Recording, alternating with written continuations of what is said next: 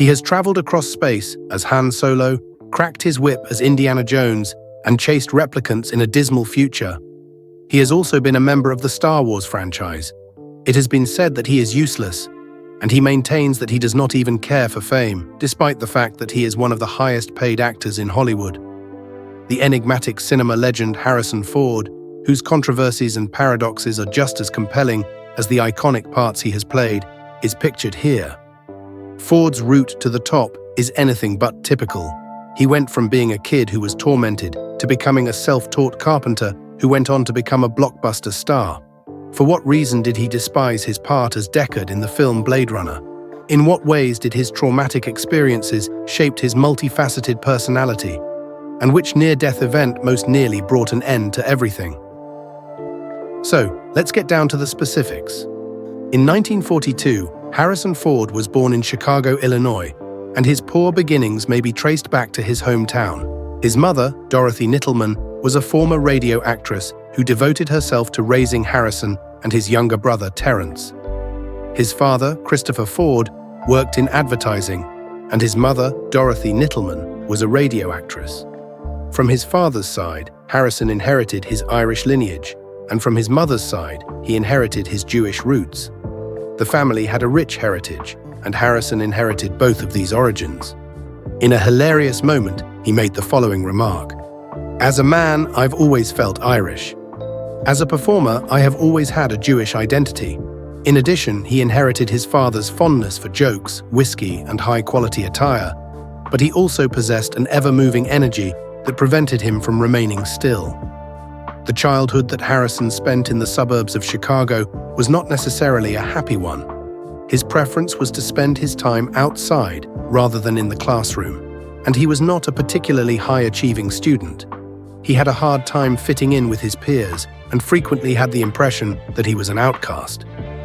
The situation did not significantly improve once his family relocated to Morton Grove because of his father's job requirement. Harrison's social circle remained limited, and he was subjected to persistent harassment from children in the neighborhood. These events left him with a sense of alienation and paranoia toward other people, characteristics that would later contribute to the formation of his guarded and introverted personality. He was frequently the youngest child in his class, and as a result, he was subjected to both physical and mental abuse at the hands of his classmates. It was the bullies who would drag him up a hill and then dump him down, leaving him with more mental scars than physical injuries. When Harrison Ford was younger, he had little interest in acting, despite the fact that he would go on to become a Hollywood icon. None was he the most popular child, nor was he quite a bookworm. He was none of these things. Rather than that, he discovered happiness in the Boy Scouts, making it all the way up to the highest rank of Eagle Scout. The story would subsequently be addressed in the film Indiana Jones and the Last Crusade, in which a younger version of the protagonist, Indiana Jones, is also a scout. During his time in high school, Ford learned that he had a fascination for constructing model trains. He even became the technician for the school radio station during this time at the school. This was especially true when he considered the fact that his father had struggled to make a career as a vaudeville performer and radio DJ. Acting was the furthest thing from his thoughts. In order to avoid experiencing the same financial difficulties as his father, Ford did not want to follow in his father's footsteps. Ford did a variety of part-time jobs when he was a youngster in order to bring in some additional money. One of his first gigs was as a cook on a yacht. He taught himself to cook by following recipes, and he even braved a stormy sea while battling seasickness to prepare meals for the crew. It was a challenging experience, but it showed Ford's determination and resourcefulness. After graduating high school, Ford enrolled at Ripon College in Wisconsin, mainly due to his parents' encouragement and the financial investment they made in his education. He majored in philosophy, but wasn't a particularly engaged student. To boost his chances of graduating, he took a drama class, not realizing that it would require him to perform on stage. Because of this unforeseen obstacle, Ford was compelled to confront his anxiety of speaking in front of others. It was in June of 1964 when he made his debut on stage in a student production of the Three Penny Opera, when he received the role of the lead actor. He was taken aback by the fact that he was addicted. All of a sudden, he had discovered something that he was genuinely enthusiastic about. On the other hand, calamity struck just a few days before graduation. It was due to his poor academic performance that he was kicked out of college. In spite of the fact that he did not possess a degree, he established his sights on Los Angeles, which is considered to be the center of the film industry. Prior to setting off on this journey, he gave careful consideration to two significant choices. Mary Louise Marquardt, his undergraduate sweetheart, was his intended spouse, and he intended to pursue a career in comedy thereafter. Despite the fact that these options were fascinating, he was overwhelmed with dread because he was aware that they would be unpopular with his family. It would be an understatement to say that Ford's arrival in Los Angeles marked the beginning of a Hollywood princess story. In spite of his appearance and the fact that his name was not very glamorous, he had a difficult time finding work in the performing industry. While also enrolling in acting school, he worked odd jobs like as delivering pizzas, doing carpentry, and working as a bartender in order to make ends meet. It was a stroke of good fortune for Ford when he was offered a position with the Williams Bay Repertory Company.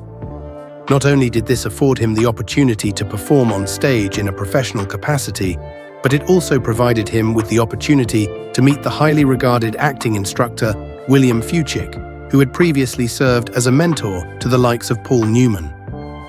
Ford made his debut in the professional world in the play Take Her She's Mine, which Fuchik directed. Through this experience, Ford was able to hone his skills and get vital experience. Following his release, Ford and Mary Louise made the decision to formally establish their relationship. The couple had a small ceremony in which they exchanged their vows, and they spent their honeymoon backstage at the theater where Ford was performing. In recognition of Ford's promise, Fuchik assisted him in securing a residence in the state of California, so laying the path for his ultimate relocation to the Hollywood metropolitan area. A Volkswagen Beetle was the vehicle that Ford used to transport his wife and their possessions when they landed in Los Angeles. During the time that he was auditioning for roles, he continued to work odd jobs, but the competition was quite stiff. His perseverance paid off in the end when a talent scout was able to recognize him while he was performing John Brown's Body and invited him to try out for a role at Columbia Pictures. Ford was fortunate enough to secure a 7-year contract with the studio, which promised him a modest weekly pay and a number of tiny jobs throughout the course of the term. During this time period, Ford was able to obtain the recognizable scar that is located on his chin. In the course of his commute home from his employment at a department shop, he was involved in an automobile accident which resulted in a severe cut that would later become his signature. Ford found that his work at the studio was not an easy task. It was tough for him to deal with the internal politics and the continual pressure to conform. The studio even attempted to change his name and style him in a manner similar to that of Elvis Presley, but Ford successfully resisted their efforts to shape him into something that he was not. The rejection from the studio was a blow to Harrison, but he was not the type of person to wallow in self-pity. The opportunity presented itself to him as a chance to begin again and to take charge of his own fate. Within a short period of time, he was able to secure a new agency and secure a role in the crime drama Dead Heat, which was released in 1966. However, his first experience with the large screen was not exactly a pleasant one. His portrayal as a bellhop-turned-con artist infuriated the boss of the studio to such an extent that he was summoned to the office and informed that he had no opportunities in the acting industry. Later on, Ford, with his characteristic humor, remarked that he had the mistaken impression that he was going to play a bellhop rather than a movie star. Ford continued to work hard despite this initial setback, appearing in a variety of films and television shows throughout the late 1960s, playing supporting roles in a number of them. He had roles in well-known westerns such as Gunsmoke and The Virginian, as well as in criminal dramas such as The FBI and Ironside. However, these were primarily jobs that were so fleeting that they were easily overlooked and did not exactly set the globe on fire. Every single one of his subsequent cinematic roles was just as forgettable. There was a brief moment in the comedy Love in which he punched Jack Lemmon in the face, and in the western A Time for Killing, he played a small part. Both of these films were released in the 1970s. Columbia Pictures made the decision to let him go after a succession of failures, alleging that he did not possess the talent necessary to succeed in Hollywood. These parts did not exactly scream leading man, and as a result, Columbia Pictures opted to let him go. However, Ford was not yet prepared to give up and be defeated. Soon after, he signed a contract with Universal Pictures in the hopes of gaining access to more favorable possibilities through the company's Young Talent program. On the other hand, the roles that were offered to him were still modest and did not satisfy him. As he came to the realization that he needed to find a means to provide for his expanding family, which now included 2 small sons, he experienced feelings of frustration and the absence of appreciation. Therefore, Ford made a significant decision and put his desire to become an actor on hold. As a means of generating income, he made the decision to become a self-taught carpenter, relying on his hands and his resourcefulness. Although it was a lowly occupation, it enabled him to ensure the financial well-being of his family and provided him with the liberty to choose the roles he would play in his acting career. He would not accept anything less than a significant role, but rather he would wait for one to become available without delay. It didn't take long for Ford's carpentry skills to become in high demand in Hollywood. He even assembled furniture for producer Fred Roos, in addition to constructing a stage for a Jim Morrison concert, a home tanning bed for actress Sally Kellerman, and a home tanning bed for himself. He was able to provide for his family and follow his interest in woodworking at the same time because his business was successful. On the other hand, Ford never stopped pursuing his goals of becoming an actor. Despite the fact that he continued to take acting classes and try out for roles, he never stopped wanting to find that one opportunity that would completely transform his life. In spite of the difficulties he encountered in the beginning, Harrison Ford was finally blessed with good fortune when he was introduced to the producer Fred Roos. Roos, who was awestruck by Ford's personality and talent, agreed to give him a chance to try out for the upcoming picture American Graffiti, which is being directed by George Lucas. In the course of his professional life, this connection turned out to be a defining moment. During the 1970s, he was cast in a supporting role as Bob Fulfer, a street racer who wore a white shirt and a cowboy hat. This particular appearance would go on to become renowned in the film industry. On the other hand, the specifics of how Ford and Lucas began their relationship remain shrouded in obscurity. It has been speculated that Ford had actually constructed a wooden cabinet that was tailored to Lucas's specifications, so demonstrating his expertise in carpentry and attracting the attention of the director. On the set of The French Connection, where Ford was working as a carpenter, Lucas is said to have been enthralled by Ford's charisma and talent, according to the contentions of some individuals. Ford's professional life was altered in a significant way as a result of their meeting, regardless of the reality. The film American Graffiti, which is a feel-good coming-of-age drama that takes place in the early 1960s, became an enormous success. The film was acclaimed as a pioneer in the genre of teen comedies, and audiences were captivated by its fresh and unique storytelling. The film's box office success, earning over $200 million on a budget of just $725,000, solidified its place as one of the most profitable Hollywood projects of the time. It even garnered numerous awards, including 5 Oscar nominations and 2 Golden Globe wins. Following his breakout role in American Graffiti, Ford was flooded with offers, but none of them seemed quite right. In 1974, he took on a small role in Francis Ford Coppola's detective thriller, The Conversation. The role, initially described as The Young Man, was written specifically for Ford after he missed out on another part.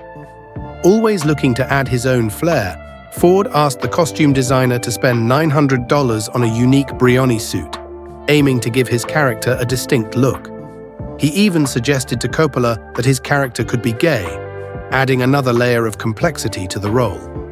But even with these efforts, Ford's career continued to stall.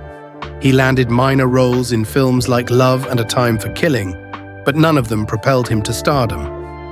In 1969, Universal Studios dropped him from their contract, citing a lack of talent. It was a devastating blow, but Ford didn't give up. He returned to carpentry, using his skills to support his family, while waiting for the right acting opportunity to come along. Despite the setbacks and disappointments, Ford never lost his passion for acting. He continued to believe in himself and his talent, knowing that one day his luck would change. And he was right. In 1977, Harrison Ford's career took a galactic leap forward when he landed the role of Han Solo in George Lucas's space opera, Star Wars. This wasn't just any role, it was a chance to become part of a cultural phenomenon, a film that would change the landscape of cinema forever. But getting cast as the roguish space pilot wasn't a walk in the park. Ford faced stiff competition from other Hollywood heavyweights like Burt Reynolds, Al Pacino, Jack Nicholson, and Christopher Walken. It's mind-boggling to think how different the film could have been if Lucas hadn't chosen Ford. Can you imagine Nicholson's Joker-esque grin behind the controls of the Millennium Falcon? Interestingly, the character of Han Solo wasn't always the charming scoundrel we know and love. Lucas originally envisioned him as a big green alien with no nose. He even considered making Solo a black man. But in the end, he was inspired by Francis Ford Coppola, a fellow filmmaker, to create the iconic character we know today. There's even a rumor that Ford wasn't initially considered for the role of Solo at all. He was supposed to help Lucas read lines during auditions for the role of Princess Leia. But after months of reading the same lines over and over again, Ford got so fed up that he started improvising and adding his own snarky remarks. It was this rebellious spirit and witty banter that caught Lucas's attention, and the rest is history. Ford's portrayal of Han Solo was a perfect blend of charm, wit, and cynicism. He brought a unique energy to the character, making him both relatable and enigmatic. One of the most memorable scenes in the film is Han Solo's exchange with Princess Leia, where he famously replies after she confesses her love for him. This iconic line was actually improvised by Ford, who felt that the original scripted response didn't fit the character's personality.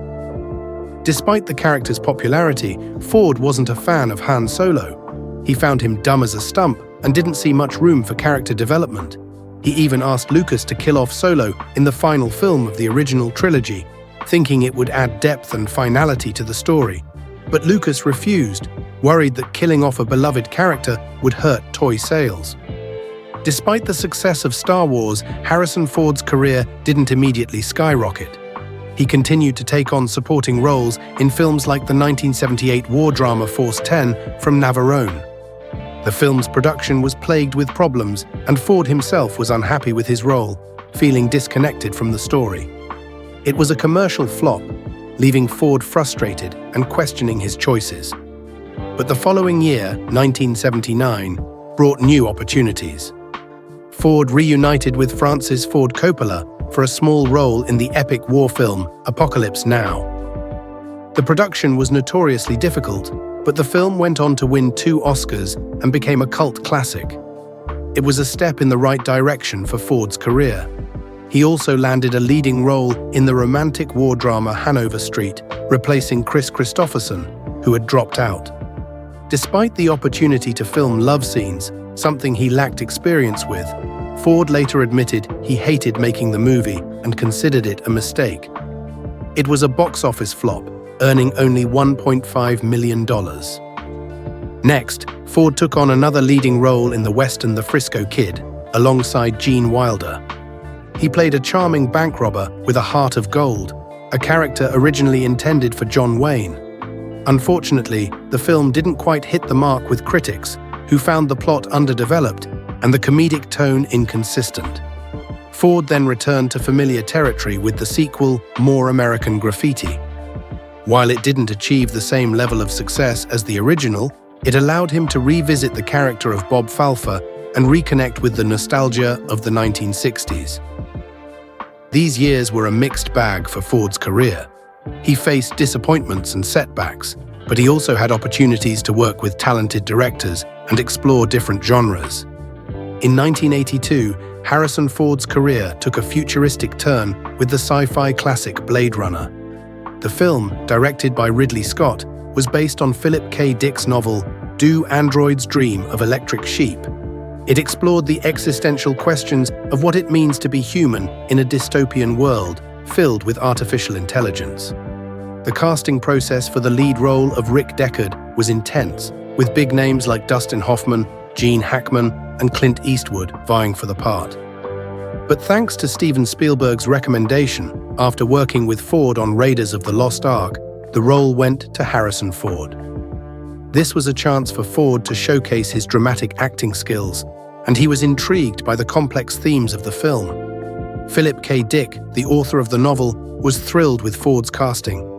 He even said that Ford embodied the character of Deckard more than he could have imagined, bringing a sense of realism and authenticity to the role.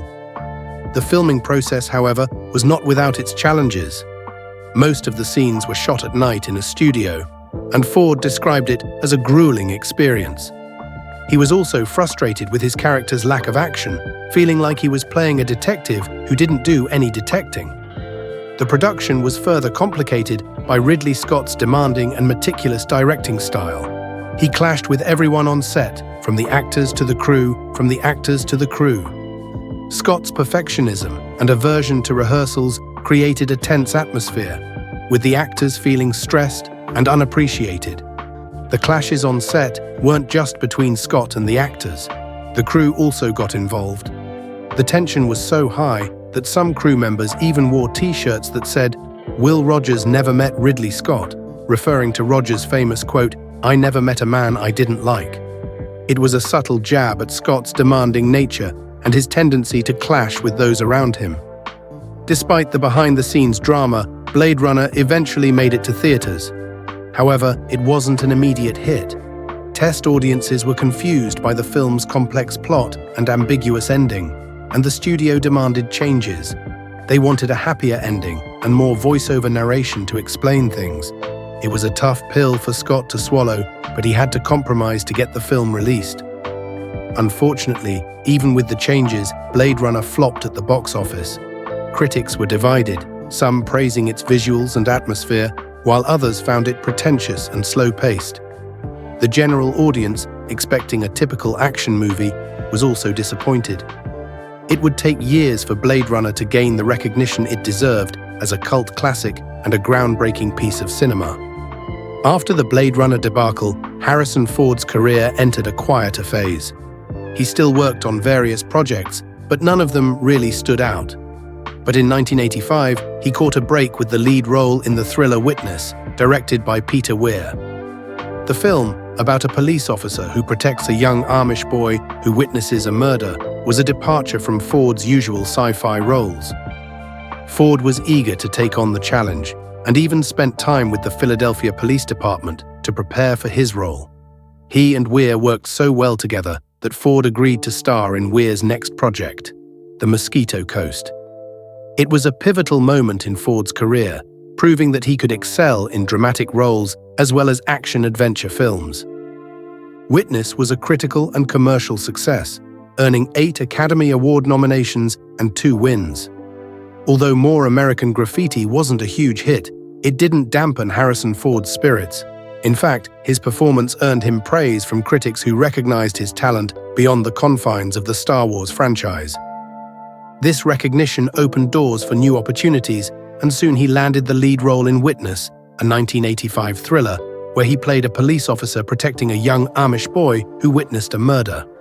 The film was a critical and commercial success, earning Ford his first Academy Award nomination for Best Actor. The following year, he reunited with director Peter Weir for The Mosquito Coast. But this adventure drama, despite receiving 2 Golden Globe nominations, didn't fare as well at the box office. This led to a 2-year hiatus for Ford, after which he returned with 2 major leading roles. In 1988, he starred in Roman Polanski's Frantic, playing an American surgeon desperately searching for his kidnapped wife in Paris. Despite positive reviews, the film didn't perform well financially. However, Ford's next project, Working Girl, 1988, directed by Mike Nichols, was a different story. This romantic comedy drama co-starring Melanie Griffith and Sigourney Weaver, was a critical and commercial success, earning 6 Oscar nominations and solidifying Ford's status as a leading man. With his career back on track, Ford continued to work steadily throughout the late 80s and early 90s. In 1990, he starred in the legal thriller Presumed Innocent, playing a district attorney suspected of murdering his mistress. The film was a massive hit, grossing over $221 million worldwide. Ford then teamed up with director Philip Noyce for the political thriller Patriot Games, 1992, based on the Tom Clancy novel. He played CIA analyst Jack Ryan, a role that would become one of his most iconic characters. The film, a sequel to The Hunt for Red October, was a box office hit, earning $178 million. During filming, Ford even accidentally hit his co-star Sean Bean in the face with a boat anchor, leaving him with a scar above his eye. 2 years later, Ford reprised his role as Jack Ryan in Danger, 1994. This sequel was even more successful than its predecessor, grossing $215 million and earning 2 Oscar nominations. After Blade Runner, Harrison Ford continued to build his acting career with a mix of success and setbacks. In 1993, he starred in The Fugitive, a thrilling action movie where he played Dr. Richard Kimball, a man wrongly accused of murdering his wife. The film was a massive hit, grossing over $368 million worldwide and earning critical acclaim for Ford's performance. Critics praised Ford's ability to portray Kimball's desperation and determination as he evaded the authorities and searched for the real killer. Desson Howe, a critic for The Washington Post, wrote that Ford was the perfect writer for the project, with his hangdog, handsome everyman presence. He said it was great fun to write along with him as he raced against time to clear his name. With this success, Ford reached a point in his career where he could be more selective about his roles. He chose projects that interested him, rather than just taking whatever came his way. In 1997, Ford starred alongside Brad Pitt in The Devil's Own, a drama about an IRA operative who hides out in New York City and befriends an unsuspecting police officer. The film explored themes of loyalty, betrayal, and the conflict between duty and personal relationships. Despite a hefty budget of $90 million, the movie barely broke even, earning $140 million at the box office. But Ford's next project, Air Force One, 1997, was a resounding success. In this action thriller, he played the President of the United States fighting off terrorists who hijacked Air Force One. Gary Oldman co-starred as the villainous Igor Korshunov, and the two actors had such great chemistry that Ford later called Oldman his favorite on-screen adversary. Interestingly, the role of the president was originally written for Kevin Costner, but he turned it down and recommended Ford instead. Before filming began, the cast and crew were given a rare opportunity to tour the real Air Force One, thanks to Ford's influence and connections. Air Force One was a box office smash, earning $37 million in its opening weekend and eventually grossing over $315 million worldwide. It even surpassed Men in Black at the box office, becoming the highest-grossing action film of the year. Critics praised the film's thrills and suspense, with Rolling Stone calling it superior escapism and a class act. Even President Bill Clinton, who was in office at the time, enjoyed the film, though he pointed out that the real Air Force One didn't have the same escape features as the one in the movie. Air Force One was nominated for 2 Oscars and won several other awards, including the ASCAP Top Box Office Films Award. The new millennium brought mixed fortunes for Harrison Ford's career. In 2000, he starred in the supernatural thriller What Lies Beneath, playing a seemingly perfect husband hiding a dark secret. While the movie performed well financially, grossing $291 million worldwide, critics were less enthusiastic. Some found it overly long and unconvincing, but Ford's performance as the sinister Norman Spencer was praised for its chilling intensity. Then came a string of box office disappointments: K-19, The Widowmaker, 2002, Hollywood Homicide, 2003, Firewall, 2006, and Crossing Over, 2009. Despite these setbacks, Ford remained a charismatic presence on screen. his performances still marked by his signature intensity and understated charm. He even poked fun at himself with a cameo appearance in the comedy Bruno, showing his willingness to embrace self-deprecating humor. In 2010, Ford starred alongside Brendan Fraser and Carrie Russell in the medical drama Extraordinary Measures. He played a gruff scientist racing against time to find a cure for a rare disease affecting his children. While Ford's performance was well received, the film itself failed to impress critics and audiences, labeled as suitable for TV viewing rather than a cinematic experience. The romantic comedy Morning Glory, 2010, fared slightly better. Ford took on a supporting role as a grumpy news anchor forced out of retirement to co-host a failing morning show. His performance was praised for its wit and charm, showcasing his ability to shine even in a smaller role. In a surprising turn, Ford returned to the sci-fi genre in 2011 with the Western-infused Cowboys and Aliens. He played a tough-as-nails colonel leading a group of cowboys and Native Americans against an alien invasion. The film, co-starring Daniel Craig, was a unique blend of genres, but its high budget and mixed reviews led to a disappointing box office performance. Another sci-fi venture, Ender's Game, 2013, followed a similar fate. Ford played Colonel Hiram Graf, the commander of a military training program for children who are tasked with saving Earth from an alien threat. While the film boasted stunning visual effects, it was criticized for its shallow plot and underdeveloped characters. However, amidst the sci-fi flops, Ford found success in the biographical drama 42. He portrayed Branch Rickey, the executive who broke baseball's color barrier by signing Jackie Robinson. Ford's performance was praised for its nuanced portrayal of a complex and determined figure, proving that he could still deliver powerful performances in meaningful stories. As Harrison Ford's star continued to rise in Hollywood, so did the turbulence in his personal life. His marriage to Mary Marquardt was crumbling, fueled by rumors of his infidelity and his growing fame. While he had initially been seen as a bit of a bore, his reputation for wild behavior grew after his affair with Carrie Fisher came to light. In 1979, after 15 years of marriage, Harrison and Mary divorced. Despite the split, they remained on good terms, and Ford continued to support his ex-wife. Mary even acknowledged his unwavering support during her darkest times. However, Ford didn't stay single for long. In 1983, he met screenwriter Melissa Matheson, and the two quickly fell in love. They married and had 2 children together, a son named Malcolm and a daughter named Georgia. Ford and Matheson shared a passion for nature and adventure, even buying land in Wyoming and building a home there. But by the late 1990s, their marriage began to unravel. Rumors swirled of Ford's affairs with various actresses, including Lara Flynn Boyle, Wendy Crewson, Robin Wright, and Minnie Driver. Initially, Ford denied these rumors, but when scandalous photos surfaced, he was forced to admit to his infidelity. Their marriage eventually ended in a costly divorce in 2004, with Ford paying Matheson a staggering $85 million settlement and giving her their oceanfront mansion.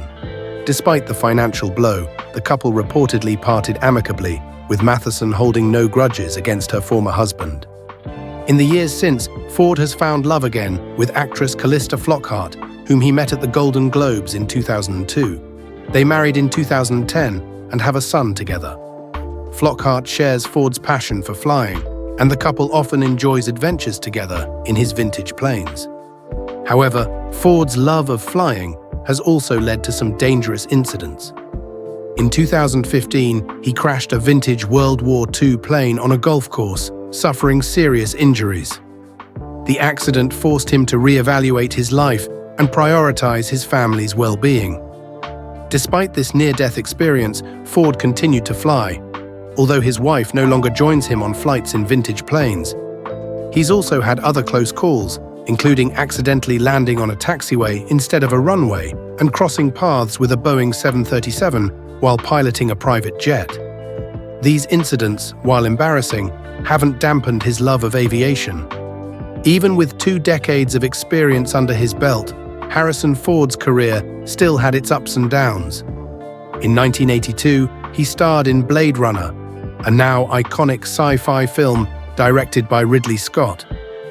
But the production was a nightmare, with clashes between Scott and the cast and crew, including Ford himself.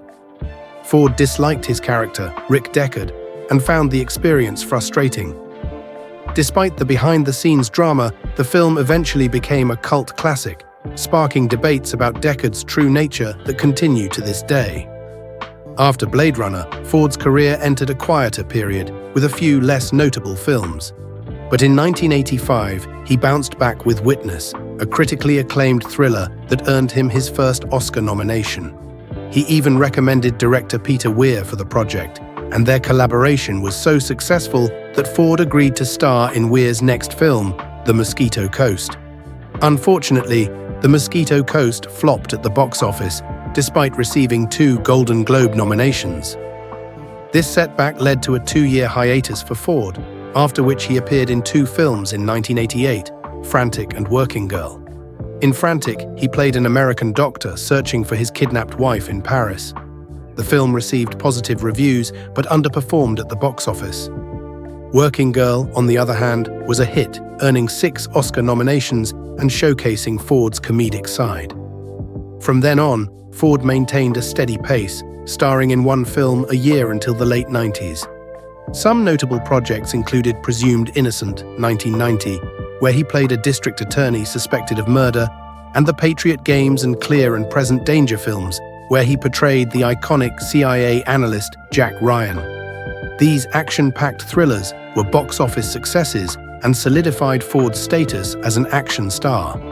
In 1993, Ford starred in The Fugitive, another blockbuster hit that followed the story of a doctor on the run after being wrongly accused of murder. Ford was determined to get the role, not only because he wanted to play a character different from himself, but also because he wanted to finally grow a beard on screen. The film was a huge success, grossing $368 million worldwide, and it even inspired a popular catchphrase, "I didn't kill my wife." Despite his success, Ford wasn't always easy to work with. He could be grumpy and short-tempered in interviews, often resorting to sarcastic remarks and one-word answers. But this didn't stop him from being a beloved and respected figure in Hollywood.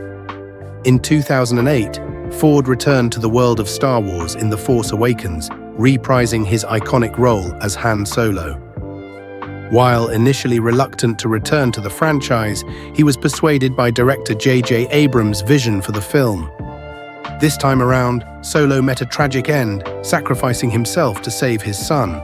However, Ford would briefly return as a memory in the final installment of the sequel trilogy, The Rise of Skywalker. In 2020, Ford starred in The Call of the Wild, an adventure film based on Jack London's classic novel. He played John Thornton, an aging prospector who befriends a dog named Buck. Ford embraced the challenge of playing an older character, stating, "I like playing an old guy. If I wasn't having a good time, I would stop doing it." The film featured a digitally created Buck, whose movements and facial expressions were based on those of motion capture actor Terry Notary. Ford even grew a bushy beard for the role, much to the dismay of his wife. Ford's dedication to his craft and his passion for new challenges haven't waned with age. In 2022, he starred in the Western TV series 1923 Tat 1, a prequel to the popular show Yellowstone. He plays Jacob Dutton, the patriarch of the Dutton family, a role that explores themes of legacy, family, and the harsh realities of life in the early 20th century. Ford was drawn to the show's emotional depth and the unexpected twists and turns in the script. Just a year later, in 2023, Ford traded his cowboy hat for a therapist's coat in the Apple TV Plus comedy series Shrinking. He plays Dr. Paul Rhodes, a sharp-witted and experienced therapist who mentors a younger colleague struggling with personal loss. Ford's performance was praised for its humor and warmth, showcasing a different side to the typically stoic actor. In addition to these projects, Ford is set to appear in the upcoming Marvel films Captain America, New World Order, and Thunderbolts, taking on the role of Thaddeus Thunderbolt Ross. This exciting new chapter in his career shows that even at 80 years old, Ford is still willing to take on new challenges and explore different genres. Throughout his career, Harrison Ford has been a complex and enigmatic figure, both on and off screen. He's known for his dry wit, his rebellious spirit, and his dedication to his craft. He's played iconic characters who have inspired generations, and his willingness to push boundaries and try new things has made him a true Hollywood